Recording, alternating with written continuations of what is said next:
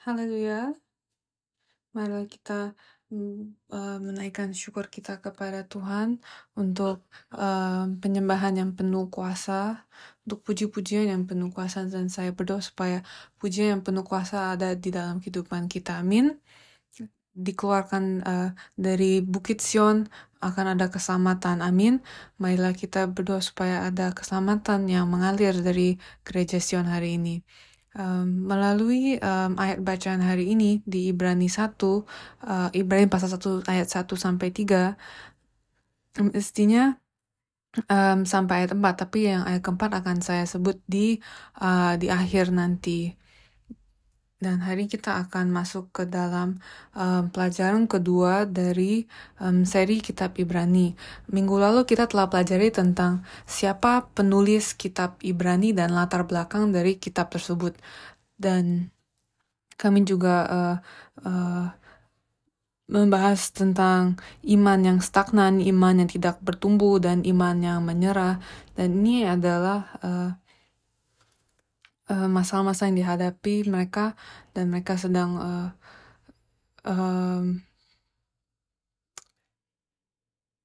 dan masalah-masalah yang dihadapi mereka di saat itu juga sang penulis kitab Ibrani mulai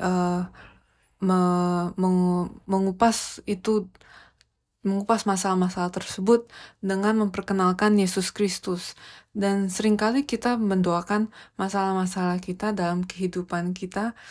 Mungkin itu dan masalah-masalah yang terjadi kepada kita mungkin terjadi karena pemahaman yang salah akan Yesus Kristus, akan fondasi yang salah akan Yesus Kristus. Ada banyak orang yang percaya akan Yesus dengan pengaruh dunia dan pemahaman-pemahaman yang lain. Dan setelah Yesus naik ke surga, banyak orang menganggap Yesus, banyak orang percaya Yesus dengan cara mereka sendiri daripada dengan benar-benar mengenal Dia dengan sungguh-sungguh. Dan iman yang seperti ini sedang terjadi hari ini dengan banyak sekali orang-orang di dunia ini. Banyak sekali yang mengikut Yesus tanpa benar-benar mengenal Yesus dengan sungguh-sungguh. Sehingga penulis kitab Ibrani memperkenalkan Yesus dengan kepada kita dengan benar, supaya masalah-masalah ini, masalah-masalah tentang iman ini pun Yesus bahas dan katakan bahwa ini adalah salah satu tanda akhir zaman, bahwa orang-orang akan menyerahkan iman mereka akan disesatkan. Dan marilah kita renungkan ini dan lihat apa yang penulis kitab Ibrani katakan tentang Yesus. Ia mendeskripsikan Yesus dengan 7 deskripsi. Marilah kita fokus tidak hanya pada siapakah Yesus. Penulis kitab Ibrani tidak hanya mendeskripsikan Yesus, tapi ia sudah memberitahukan kepada kita bahwa Yesus datang sebagai putra Allah, supaya kita dapat sadar dan menjadi anak-anak Allah. Katakan amin jika kita percaya bahwa kita adalah anak-anak Tuhan. Amin. Jadi dia sedang berkata bahwa Yesus turun sebagai anak Tuhan untuk menunjukkan kepada kita seperti apa anak Tuhan yang sejati. Kita telah pelajari tentang anak pertama, anak yang sulung, tetapi seperti apa anak Tuhan itu dan berkat apa yang diterima oleh anak Tuhan.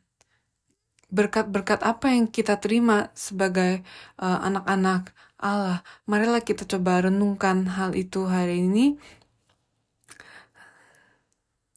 Pertama, deskripsi pertama dikatakan bahwa Yesus adalah pewaris dari segala sesuatu. Ini dikatakan di Ibrani pasal 1 ayat 2. Dikatakan, maka pada zaman akhir ini ia telah berbicara kepada kita dengan perantaraan anaknya.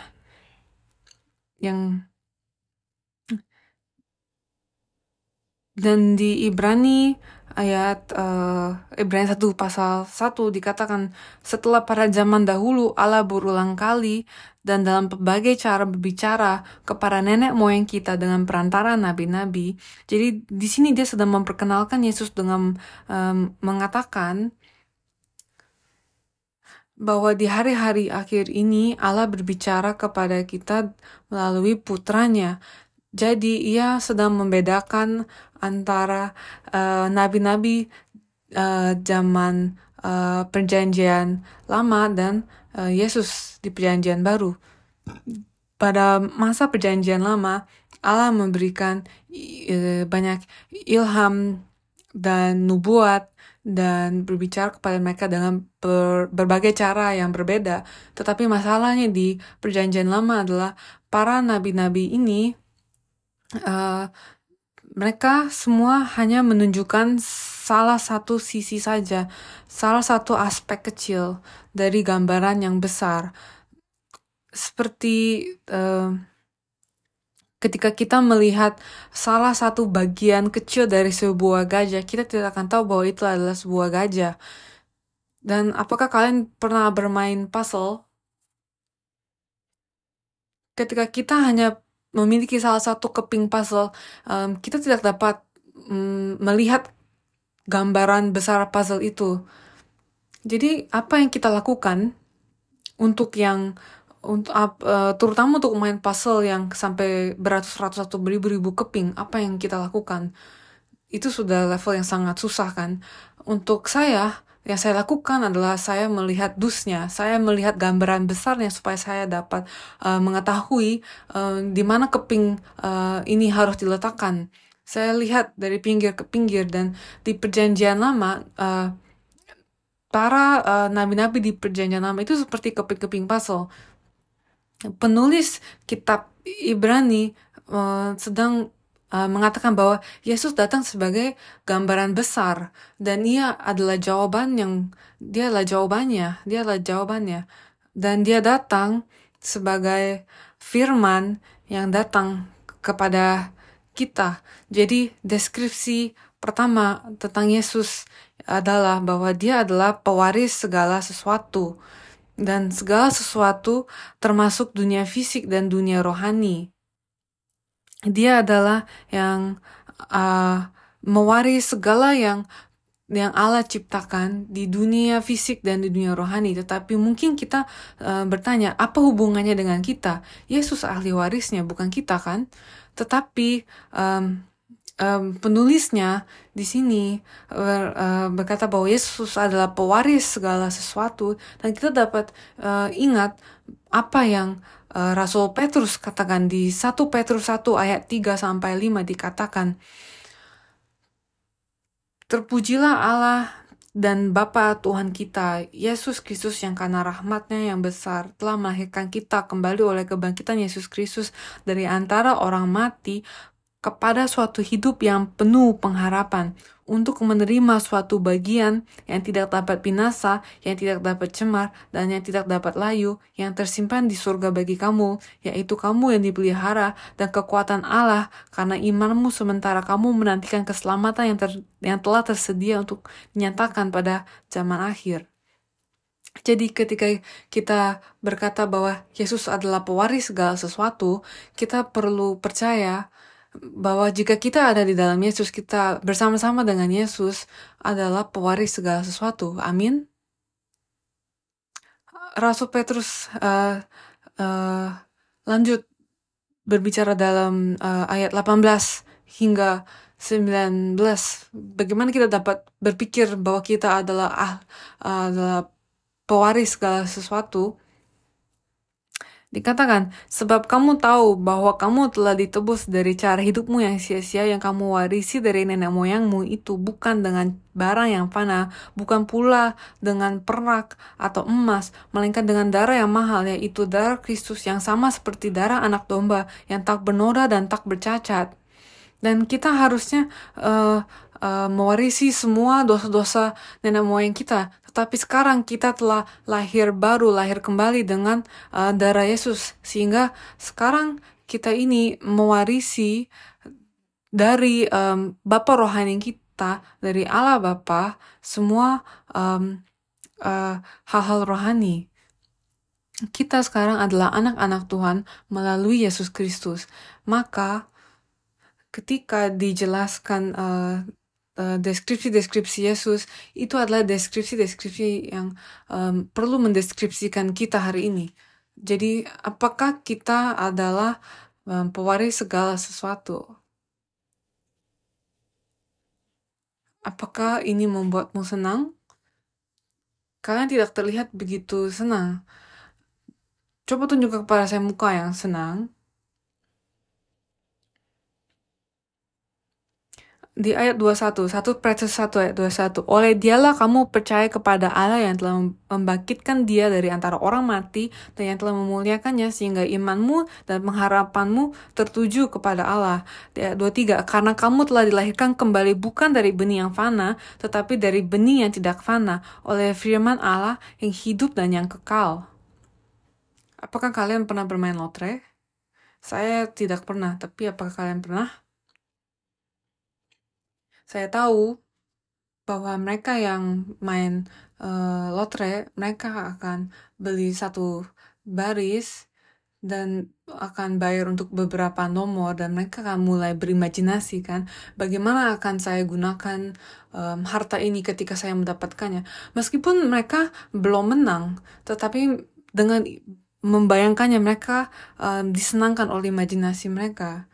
Apakah kalian di sini yang tersenyum adalah mereka yang telah melakukannya? Nah, kita suka bayangkan kan, membayangkan jumlah uang yang besar. Dan kita berpikir, apa yang akan saya lakukan dengan uang yang segitu banyak? Apa yang saya akan lakukan dengan uang itu? Dan jangan bohong kepada saya, kalian pernah membayangkan hal ini kan? Saya sendiri pun pernah membayangkan ini. Dan kenyataannya adalah kita tidak menang kan. Kenyataannya kita tidak mendapatkan lotre itu, tetapi kita tetap senang dengan hanya membayangkannya kan.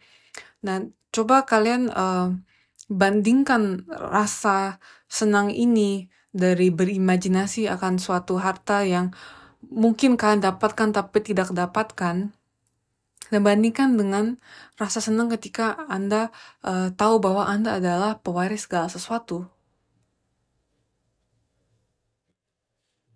Dan ini adalah sebuah realitas. Yang mana yang membuat kita lebih senang? Yang realitas atau yang imajinasi? Dan penulis kitab Ibrani sedang berbicara kepada para orang Kristen yang menderita, yang sedang melalui sangat banyak penderitaan waktu itu. Dia sedang berbicara bahwa peluru-peluru sedang ditembakkan dan kita bisa mendengar para peluru-peluru ini melewati kita, tetapi kita harus berhenti. Kita harus melihat ke atas dan kita harus bertanya, siapakah kita? Kita harus ingat bahwa kita adalah pewaris kerajaan surga. Bisakah kita untuk untuk sementara kita berhenti sejenak dan ingat akan hal ini, bahwa kita adalah pewaris surga. Berhentilah dan angkatlah kepalamu.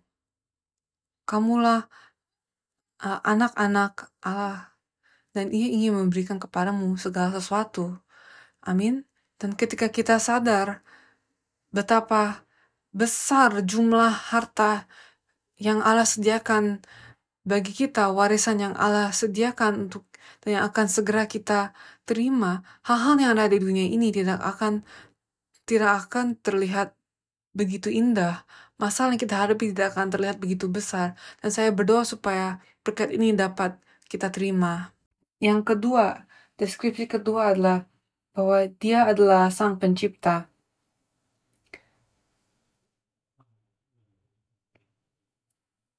Dikatakan di akhir ayat 2 bahwa oleh Dia Allah telah menjadikan alam semesta. Dia adalah firman yang menciptakan segala sesuatu, adalah juga firman yang akan membawa akhir di akhir zaman.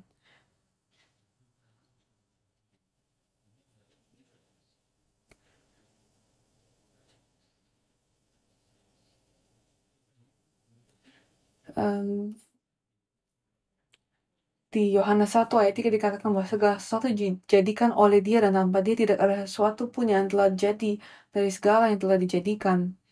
Dan firman yang datang dalam daging itu adalah Yesus Kristus. Dia adalah kuasa firman, dia adalah esensi firman yang menciptakan seluruh dunia.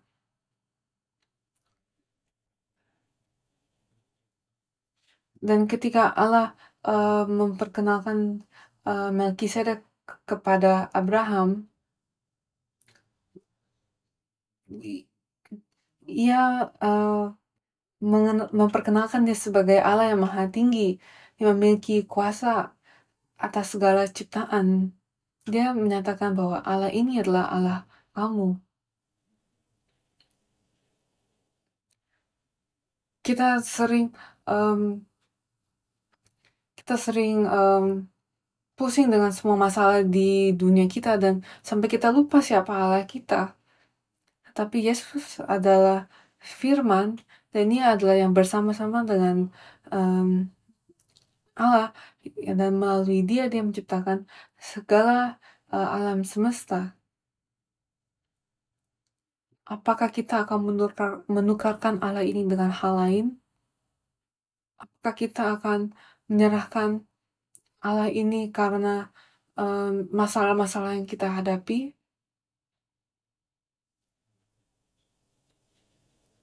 Ia adalah firman, dan ia berkata di Yohanes 5 ayat 8 dikatakan bahwa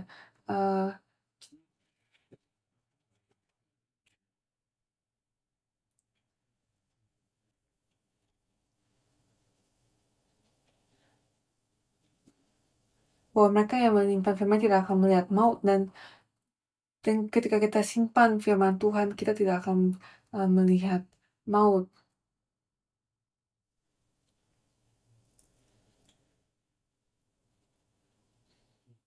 Dan ketika kita percaya dan sadar bahwa firman ini datang kepada kita, itu adalah suatu hak yang terbesar yang dapat kita alami dalam kehidupan ini. Apakah kita sadar betapa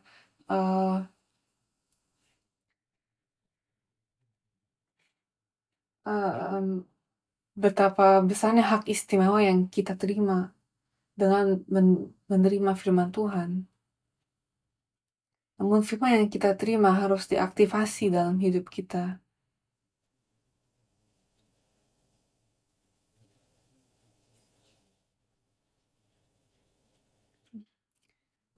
Sabtu lalu ada pembicara Po Yuking yang datang, dan dia membagikan firman, dan dia bercerita tentang sebuah artikel di mana ada sebuah misionari yang datang untuk membagikan Injil Yesus Kristus, dan karena para misionaris itu di negara itu banyak yang menjadi percaya Yesus, tetapi negara tersebut belum berubah. Dan hal yang sama terjadi kepada kita ketika kita percaya kepada Yesus, tetapi apakah firman Yesus itu telah mentransformasikan kita? Apakah firman itu berkuasa atas hidup kami? Atau apakah firman hanya menjadi pengetahuan di kepala kita? Yang ketiga, deskripsi ketiga adalah Yesus ialah cahaya kemuliaannya.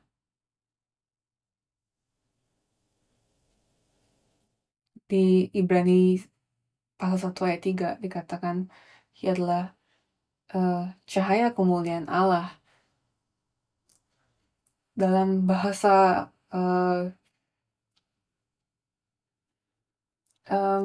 Yunani, Di kata cahaya itu adalah apafgasma yang berarti cahaya atau bersinar.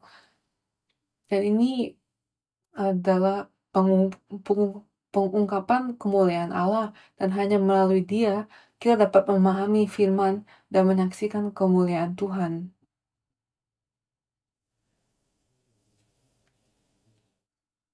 Berapa kali kita melihat matahari setiap hari? Kita tidak usah lihat ke atas untuk tahu bahwa ada matahari di atas kita, kan? Dan bahkan ketika mati lampu, kalau kita berjalan keluar, ada matahari di sana. Dan seperti itu, Yesus pun adalah cahaya.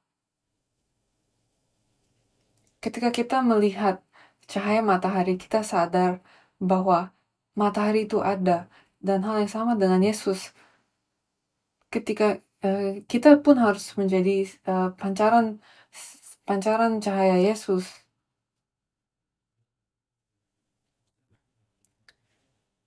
Coba kita lihat ke sesama di samping kita dan katakan, kamu bersinar pagi ini.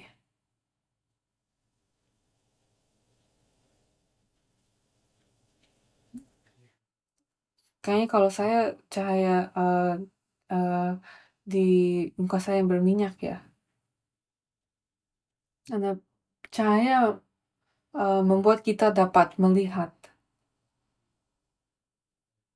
Dan cahaya kemuliaan Allah membuat kita dapat melihat dan memahami kebenaran Tuhan.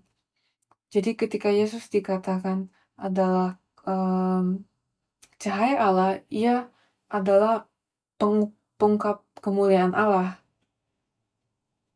Yang saya berdoa supaya gereja kami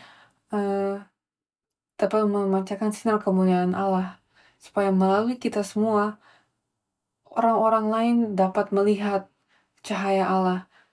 Mereka tidak dapat melihat Tuhan secara langsung, seperti kita juga tidak melihat matahari dengan langsung, tapi melalui hidup kita, kiranya mereka dapat melihat bahwa Allah itu hidup.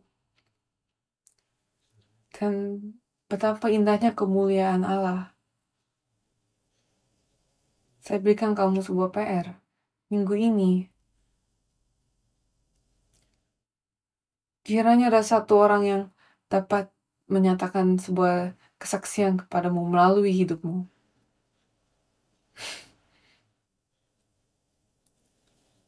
Marilah kita hidup dengan doa dan harapan bahwa cahaya Allah akan bersinar di atas hidup kami, supaya kami dapat dipakai oleh Tuhan, supaya dapat muncul banyak kesaksian melalui hidup kami. Deskripsi yang keempat adalah bahwa Yesus adalah representasi yang tepat. Ia adalah representasi dari karakter Tuhan. Dalam bahasa Yunani, kata representasi itu adalah karakter.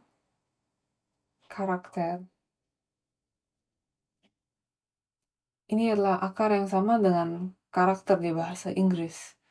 Dan artinya adalah kesan, cap, reproduksi, representasi, atau penampilan luar, atau bentuk.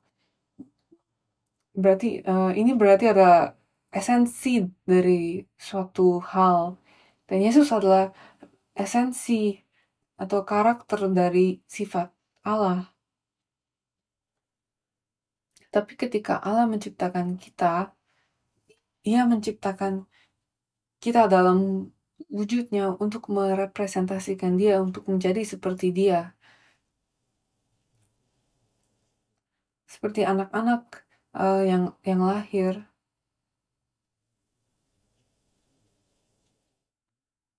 Mereka kadang-kadang seperti orang tuanya penampilannya, tapi beberapa sifat-sifat mereka atau cara mereka berjalan pun kadang seperti orang tua mereka, dan hal seperti ini tidak diajarkan. Dan Dan hari ini ketika kita bersama-sama dengan Yesus adalah anak-anak Allah, kita pun bersama-sama merepresentasikan Allah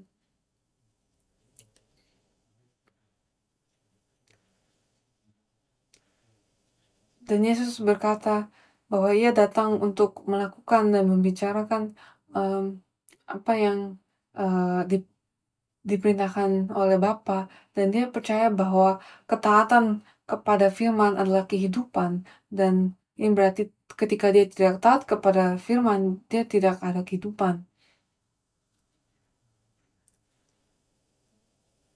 Bagaimana dengan kita? Apakah yang kita lakukan adalah yang Allah Bapa ingin kita lakukan? Jika tidak, kita sedang merepresentasikan siapa?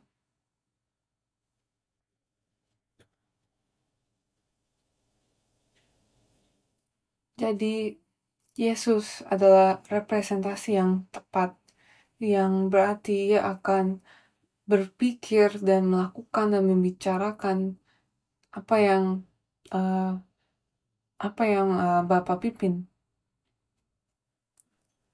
Dan kira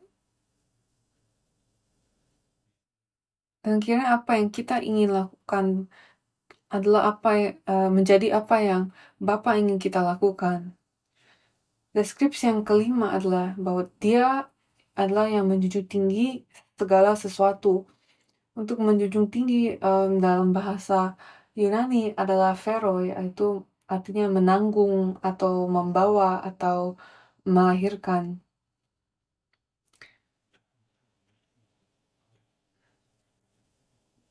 Di Ibrani pasal 1 ayat 3 dikatakan bahwa dia menopang segala yang ada dengan firman-Nya yang penuh kekuasaan. Ini berarti dia memelihara dan menopang segala sesuatu dengan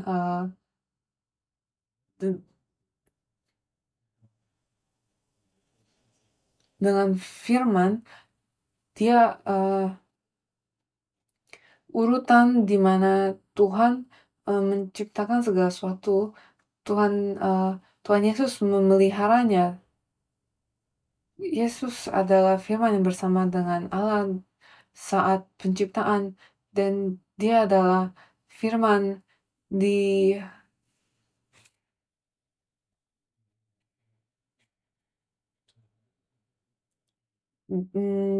penebusan, dan Yesuslah yang membawa firman itu untuk kembali kepada keadaan semula.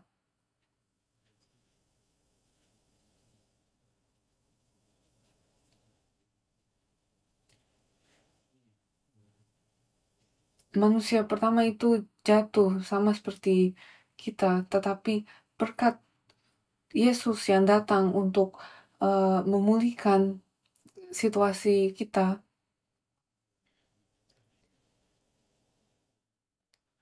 Dan kata menopang itu seperti kata administrasi, dan di dalam bahasa Yunani adalah oikonomia, di mana kita ada kata ekonomi.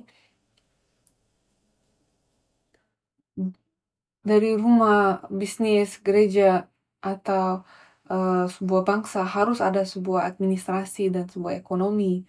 Dan ini sangat penting untuk dapat menopang sebuah bisnis dapat berjalan langsung. Dan di sini kata administrasi menutupi dari perencanaan, dari eksekusi sampai hasil muncul dalam soal karya penebusan Tuhan. Dan Yesus ada di sana, dan dia mengajak kita. Yesus ini seperti sebuah manajer yang mengundang kita untuk bekerja bersama dia. Apakah kalian setuju? Apakah kalian mau bekerja bersama Tuhan? Saya beritahukan kepada kalian bahwa kalian sudah terlibat. kalian sudah dipekerjakan, makanya kami duduk di sini hari ini kan. Dalam kitab Kejadian di penciptaan uh, ada kekacauan, tetapi ketika Allah berfirman uh, kekacauan itu menjadi teratur.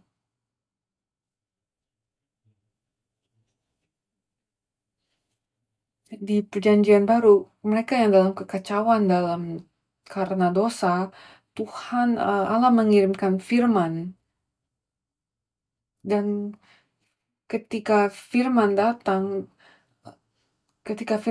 yang tadinya dalam keadaan penuh dosa menjadi teratur kembali, dan inilah cara Yesus bekerja. Dan dengan gimana Yesus melakukan ini, bagaimana dia menegakkan segala sesuatu. Dikatakan di Ibrani 1 ayat 3 bahwa dengan firman-Nya yang penuh kekuasaan, sehingga ketika melakukan pekerjaan Allah, ingat kita sudah dipekerjakan Allah, dan ketika kita ingin memulai sebuah pekerjaan baru pada sebuah perusahaan, banyak sekali hal yang perlu kita dapat lakukan untuk dapat diterima di perusahaan tersebut kan, seperti bisa menggunakan Microsoft atau Excel.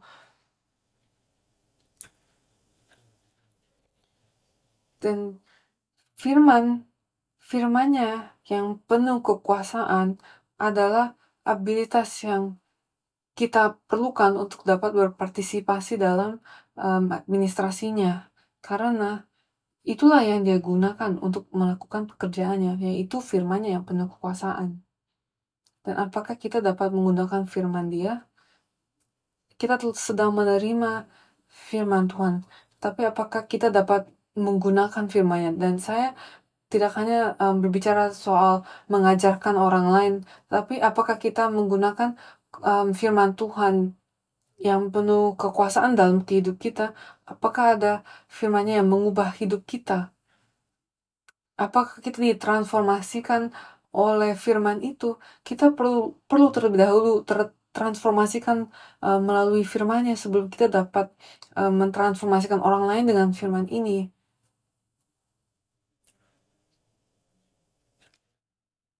Tuhan menegakkan semuanya dengan firman-Nya.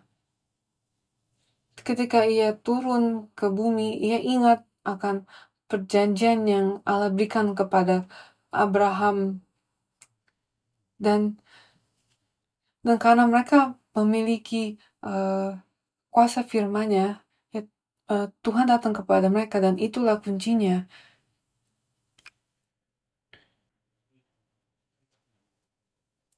Penulis kitab Ibrani sedang menulis kitab ini kepada para orang-orang Kristen yang sedang mengalami sangat banyak pencobaan, dan dia bertanya apakah kita memiliki firman, karena Yesus datang untuk memberikan kita firman.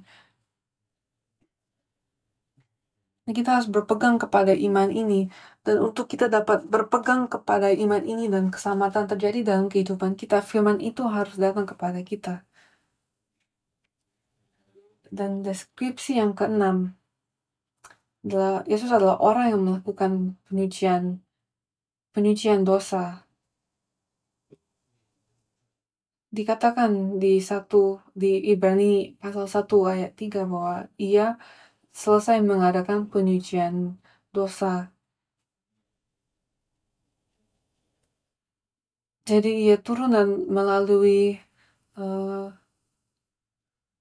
firman Ia mengadakan penyucian dosa. Ini adalah salah satu poin yang terpenting yang Yesus lakukan di kehidupan kita, supaya kita dapat menerima berkat Tuhan.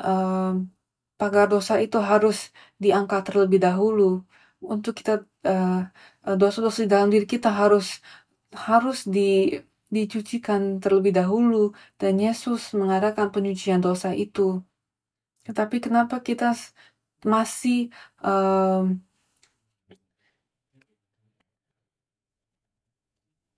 berjuang dengan dosa-dosa kita, kenapa kita masih harus melawan dengan ini, kenapa kita masih bersusah payah. Kita harus datang kepada salib dan bertobat. Dan saat kita datang pun kita membutuhkan pertolongan Roh Kudus. Dan ketika kita datang kepada Yesus, ada perubahan yang terjadi dalam kehidupan kita. Dan terkadang ini adalah perubahan yang bagus, tetapi kadang-kadang ini juga ada perubahan yang kita tidak inginkan.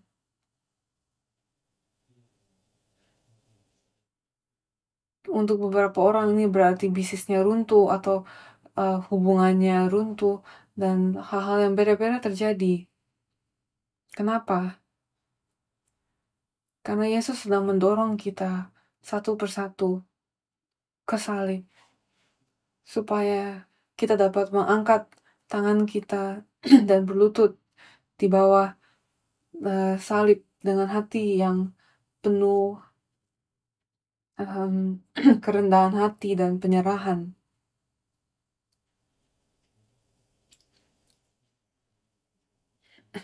Dan melalui kesulitan-kesulitan ini, Allah membuat kita dapat melihat dosa-dosa kita, supaya kita dapat bertobat, supaya Dia dapat menyuci dosa kita. Dan kalau kita lanjut untuk menyalahkan orang lain, masalah-masalah kita tidak akan teresolusi. Kita harus datang kepada salib, mengaku dosa kita dan berserah kepada Allah. Dan kita akan diperbaharuinya.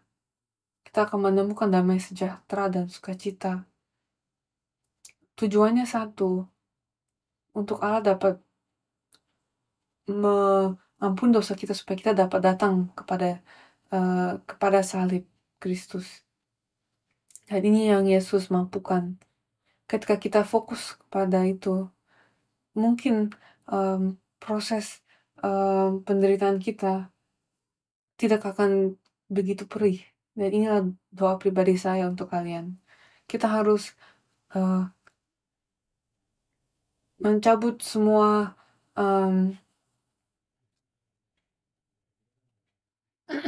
rintangan kita. Dan inilah kenapa Allah memanggil Abraham berulang-ulang kali supaya ia dapat dengan murni, dengan tulus datang kepada Tuhan. Apa yang sedang menjadi rintangan kita untuk datang kepada Tuhan? Dosa-dosa apa yang belum kita serahkan?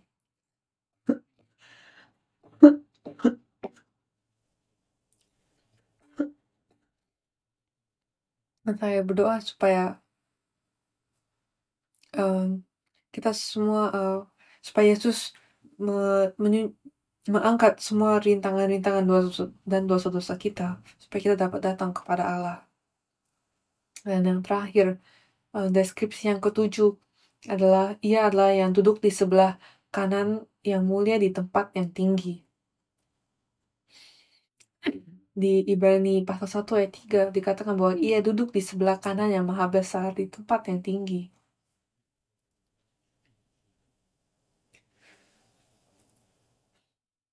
Jadi apa yang kalian bayangkan ketika kalian melihat ada Bapa duduk di tengah dan Putra duduk di sebelah kanannya?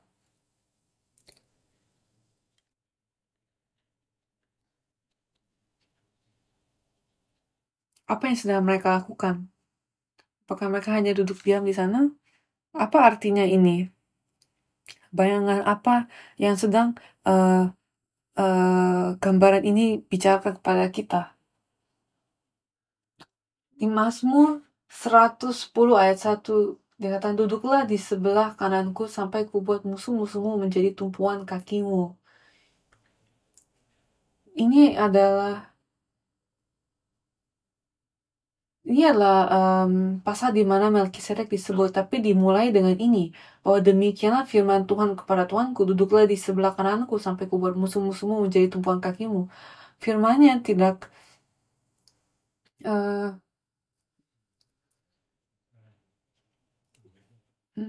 Yesus ketika naik ke surga, ia duduk di sebelah kanan Allah Bapa sampai kemenangan yang terakhir. Jadi apa yang Yesus sedang lakukan? Ia sedang bermediasi untuk kita. Ia sedang berdoa untuk kami sampai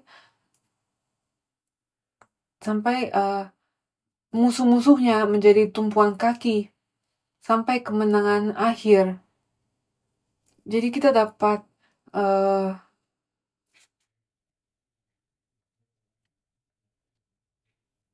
dapat yakin bahwa Yesus telah memperoleh kemenangan. Dan ia tidak hanya duduk di sana dan nonton TV, tapi ia sedang duduk di atas untuk berkuasa di atas dunia ini sampai ia memberikan kita kemenangan. Amin. Dan ini menunjukkan kepada kita bahwa Yesus telah memulihkan kita dan karya restorasi telah ia selesaikan ketika Allah menciptakan Adam dan menaruhnya di Taman Eden. Allah berkata bahwa dia akan memerintah di atas segala ciptaan. Dan ini seperti menaruh Adam di sebelah kanannya. Tetapi Adam gagal. Tetapi melalui karya penebusan, Yesus menunjukkan kepada kami di mana kita semestinya duduk. Di mana kita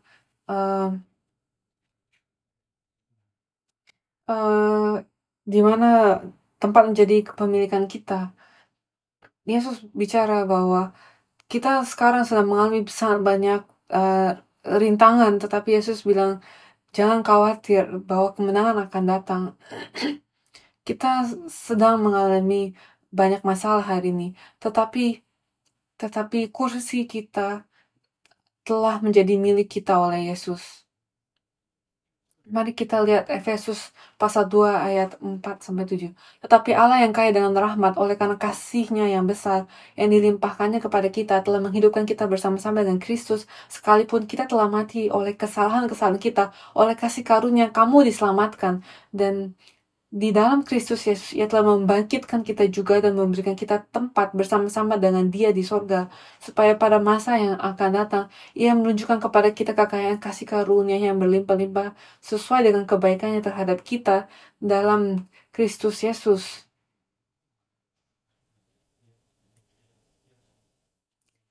Wahyu 3 ayat 20-21.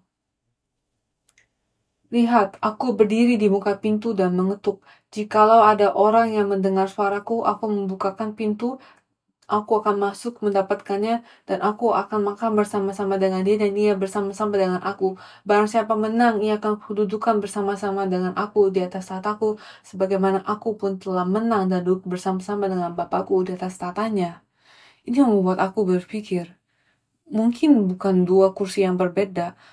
Mungkin Yesus sedang berduduk di sebelah kanan Allah Bapa dan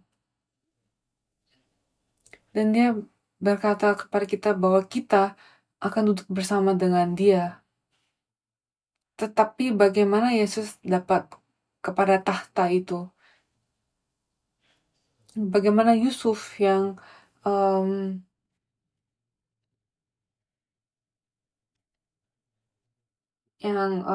menjadi bayangan Yesus datang dapat duduk di tahta.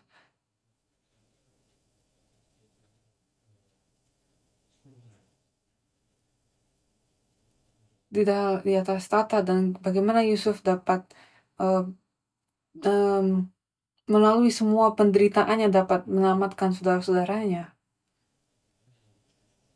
Yesus duduk di atas tahta melalui salib, melalui banyak penderitaan.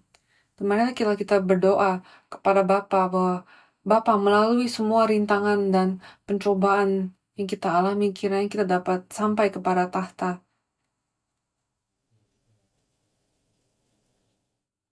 Ada sebuah pria muda yang masuk penjara dan ibunya mendengar tentang anaknya masuk penjara, berkata, "Anakku, ada anakku dalam musim dingin ini sedang duduk di atas lantai yang sangat dingin, dan saya sebagai sebuah ibu tidak dapat dengan nyaman tidur dengan ranjang saya yang hangat, sehingga ibu itu tidur di atas lantai yang dingin bersama-sama sampai anaknya itu dilepaskan dari penjara." Apakah kita dapat mengerti mengapa ibu ini melakukan hal itu? Anak itu keluar dari penjara, dan ketika pulang melihat mamanya seperti itu, apakah yang akan kita lakukan ketika itu situasi kita? Ketika anak ini mendengar itu, bahwa ibunya tidur di lantai dingin selama ini, dia berkata, "Ibu, mengapa kamu lakukan hal yang sangat tidak berguna ini?"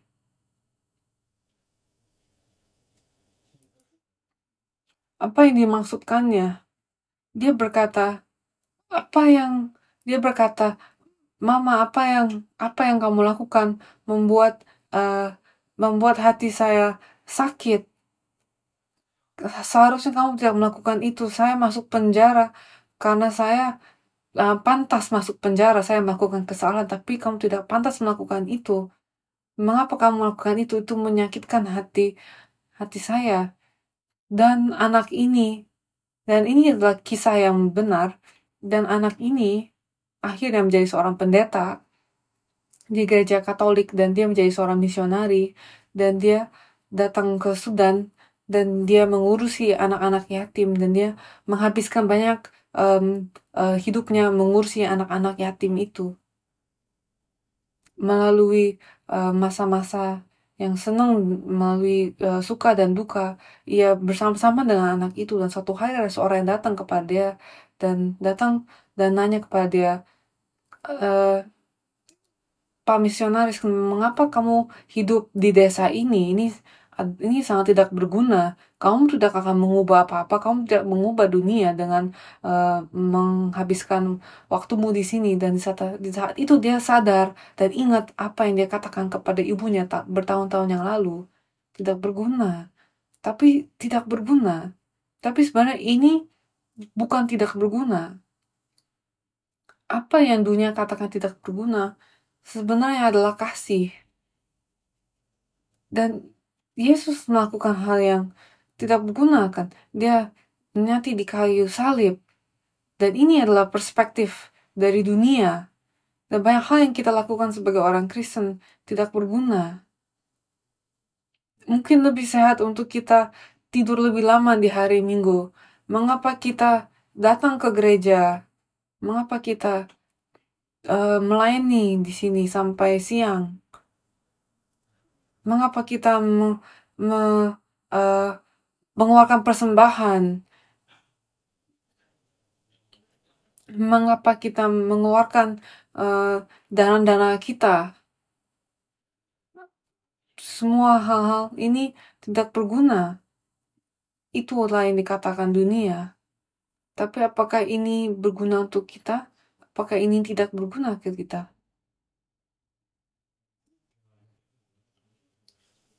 Dan di masa-masa orang Kristen pada zaman penulis kitab Ibrani, mereka pun mempertanyakan hal yang sama. Apakah ini berguna? Apakah sengsara demi Allah itu berguna? Dan kita hari ini melakukan semua ini karena kita mengasihi Yesus.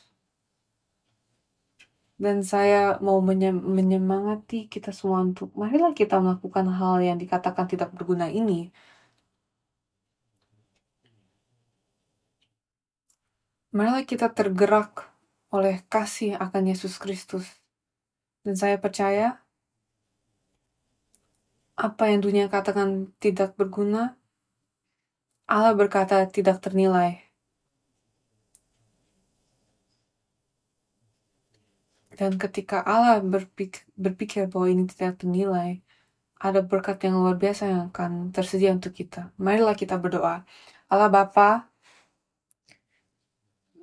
kita sedang menghadapi banyak sekali kesusahan, tetapi kami mengucap syukur melalui kitab Ibrani Kau mengajarkan kepada kita dan memampukan kita untuk mengangkat kepala kita dan melihat kerajaan surga. Bapa, kami berdoa untuk kasih-Mu yang telah Engkau berikan kepada kami. Kami berdoa kiranya Kau bantu kami untuk menerima firman yang penuh kekuasaan, dan kiranya firman itu berkuasa atas hidup kami dan mentransformasikan hidup kami, hati kami, bahkan di tengah-tengah kesusahan dan penderitaan kami. Bapa, bantulah kami untuk mendapatkan pengharapan, untuk menemukan pengharapan, untuk mendapat alasan untuk bersuka cita dalam iman, dan kami percaya Engkau akan memampukan kita untuk berkemenangan dan duduk bersamamu di tahtamu. Dan kami berdoa Bapa, kiranya Engkau bantu kami untuk bertumbuh dalam iman, bantu kami untuk berpegang hanya melalui firman-Mu, melalui kuasa Roh Kudus kami dapat berpegang kepada iman ini. Bapa, bantu kami dalam nama Tuhan Yesus. Kami berdoa dan mengucap syukur. Amin.